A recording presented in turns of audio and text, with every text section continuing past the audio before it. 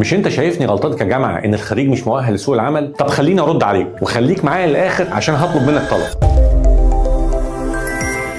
أنا الجامعة بيدخلني آلاف كل سنة، بشتغل تحت قوانين وسياسات ولوائح، مضغوطة بين رغبة الأهالي في الشهادات ورغبة السوق في المهارات ورغبة الدولة في التصنيفات. عارفة إن عندي مشكلة وإنكم شايفين إن البرامج الدراسية دلوقتي بعيدة عن احتياجات سوق العمل، وخصوصا كمان إن الذكاء الاصطناعي بيطرق الأبواب. بس لكل أب وأم بقول لكم في الوضع الحالي ولادكم بياخدوا شهادة من خلال برامج دراسية معتمدة، خبرات بياخدوها من خلال برامج التدريب في سوق العمل في الصيف. عندي مراكز تدريب مختلفة لتنمية المهارات، ساعات هتلاقي اسمها تنمية قدرات، تطوير الموارد البشريه، قطاع التعليم المستمر. عارفه كجامعه ان المشوار محتاج تجديد، محتاج تطوير، محتاج فكر جديد، لكن انا بحاول وبحلم بوضع مستهدف اساسه 3 حاجات. الأولى، بحلم إن عند خلق برامج دراسية جديدة ما يكونش من خلال دكاترة الجامعة وبس، ولكن لازم يبقى في شريك من سوق العمل ومن القطاعات الاقتصادية المختلفة يكون موجود علشان نعرف السوق عاوز إيه التخصصات الجديدة المطلوبة علشان نحقق رؤية الدولة. الثانية، نفس شريك سوق العمل ده نعمل معاه اتفاقيات علشان كل أولادنا يتدربوا ومش بس ياخدوا الخبرة المعتمدة، ولكن كمان تقييمهم وتقديراتهم اللي هتخش في المجموع تيجي منه مش من الجامعة. سامعك وأنت بتقول طب وفين الرقابة؟ نقعد ونفكر ونتكلم مع بعض، مش بقول لك بحلم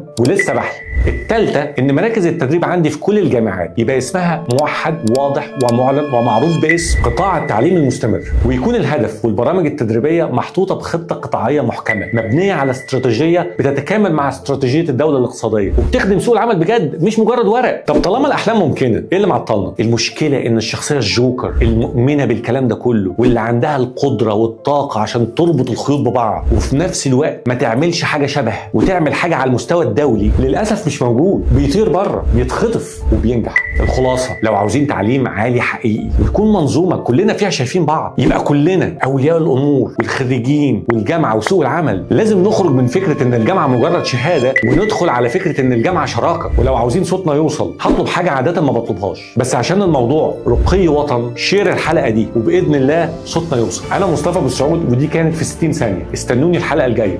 سلام.